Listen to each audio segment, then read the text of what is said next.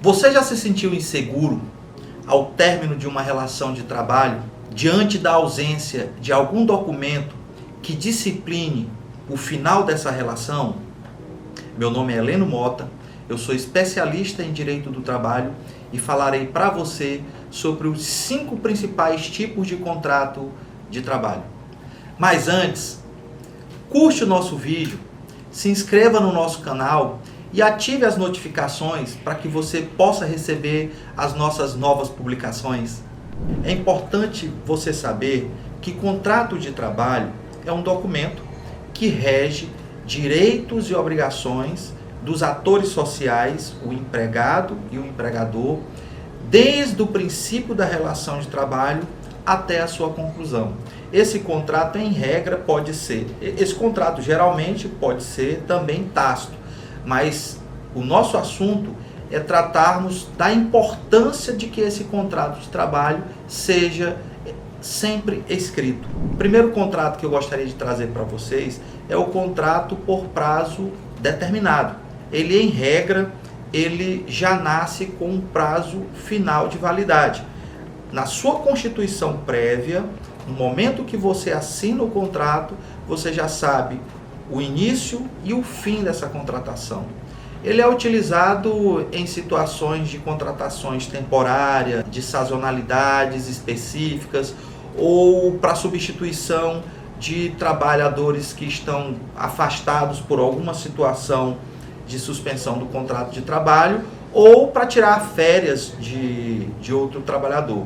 Um exemplo que a gente pode trazer, que é muito utilizado no final de ano, quando há aquela demanda de Natal, nós temos muitos contratos que são de prazos determinados para atender, suprir aquela demanda específica, que é a demanda ocorrida por conta da festividade do final de ano de Natal.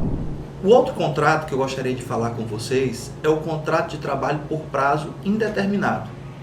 Geralmente é o mais usual, é onde há uma relação de prazo continuado, sem fim previamente determinado dessa contratação. Esse contrato ele pode ser rescindido a qualquer momento, desde que não haja alguma causa suspensiva, impeditiva para a extinção desse contrato, e basta que o empregador ou o empregado notifique previamente a outra parte, no sentido de predeterminar a extinção desse contrato. Para que esse contrato possa ter uma conclusão efetiva, cabe, se for o caso de notificação prévia por parte do empregador, ele tem que arcar com as obrigações legais do fim dessa contratação, que é o pagamento do aviso prévio, a multa do FGTS e todas as demais verbas rescisórias. Referente ainda ao contrato de trabalho por prazo indeterminado, eu gostaria de deixar uma observação sobre o aviso prévio. Ele hoje necessita ele tem uma gradação conforme o período de trabalho exercido pelo empregado. Então, de tempos em tempos, conforme essa evolução, 1 ano, 2 anos, 3 anos, o aviso prévio ele também vai se estendendo. E isso é importante ser observado, porque vai fazer diferença tanto na repercussão do prazo final do cumprimento do aviso prévio por parte do empregado ou do empregador, como também no valor que será recebido pela parte que estará no cumprimento de pagar o que se refere ao aviso prévio. Também gostaria de falar com vocês sobre uma outra modalidade de contrato de trabalho por prazo determinado, que é o contrato de experiência. Uma forma específica, disciplinada pela legislação brasileira, legislação trabalhista, que determina que o contrato de experiência ele pode ter o prazo de até 90 dias. Esse prazo eu posso dividi-lo em 2 etapas. Posso fazer 30 dias e mais 60, posso fazer 45 dias e mais 45 dias, ou eu posso fazer de 60 dias e mais 30 dias. Lembrando que o prazo geral do contrato de experiência é de até 90 dias. É importante relatar que, por mais que seja um prazo de experiência e tem uma duração de 90 dias, como todos os outros demais contratos, o empregado, o trabalhador, terá direito às verbas rescisórias proporcionais ao contrato de experiência. E a carteira tem que ser assinada também. Um outro ponto, um outro tipo de contrato que eu gostaria de falar com vocês é o teletrabalho. É um modelo que já é objeto de legislação e ele ganhou maior expressão a partir da pandemia e do período pós-pandêmico. É uma atividade onde o empregado, por mais que trabalhe fora do ambiente da empresa, mas por conta da tecnologia de comunicação e informação que é disponibilizado pelo empregador, há um controle da atividade e da jornada de trabalho do empregado.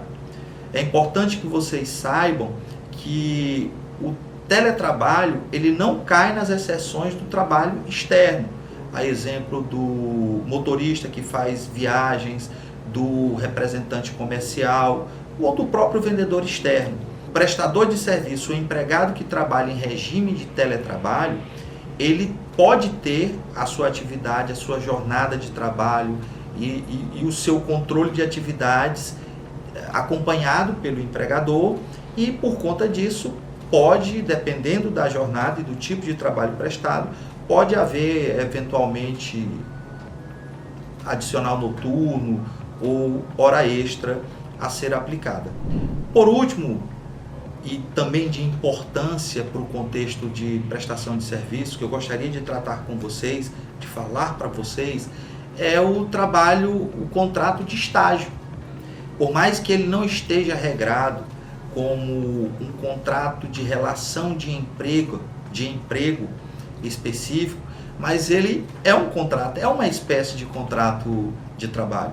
Nesse tipo de contrato, o estagiário assina um termo de compromisso numa relação de conhecimento e aprendizado com a empresa que é fornecedora do espaço para que ele possa desenvolver a atividade e aprender no contexto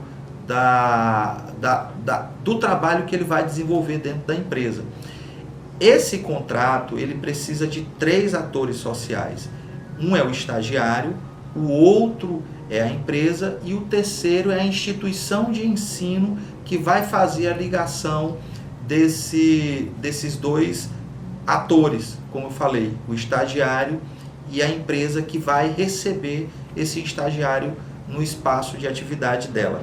Esse termo de compromisso de estágio, ele segue regras próprias, predeterminadas em lei específica e deve ser assinado pelo estagiário e pelo empresário, contendo regras claras, objetivas e precisas sobre a prestação de serviço, sobre a rotina do estagiário, sobre o tempo do contrato de estágio, sobre a carga horária do estagiário, sobre períodos de suspensão, tem que observar o período de férias do estagiário. Essas informações elas são importantes para que o empregador não seja eventualmente surpreendido com um pedido de reconhecimento de vínculo empregatício. Então, todas essas informações, tanto no contrato de estágio, como nos outros contratos que nós falamos aqui, eles têm que vir bem redigidos, claros, precisos, com as informações que atendam à especificidade do contrato, para que, como falei no princípio da nossa conversa com você, para que o empregador, o tomador do serviço, não se sinta inseguro no final de uma relação de trabalho. Esse foi o nosso vídeo de hoje. Espero que nós tenhamos clareado os principais, os mais comuns tipos de contrato no dia a dia das relações trabalhistas. Se você gostou desse vídeo, mais uma vez eu lhe peço, deixe o seu like, ative o sininho para receber as nossas notificações e compartilhe essa informação com algum amigo que você acha que possa ajudar. Se ficou com alguma dúvida, pode deixar suas perguntas aqui nos nossos comentários, que a equipe do Mota e Silva Advogados estará pronta para lhe responder. Tchau e até a próxima.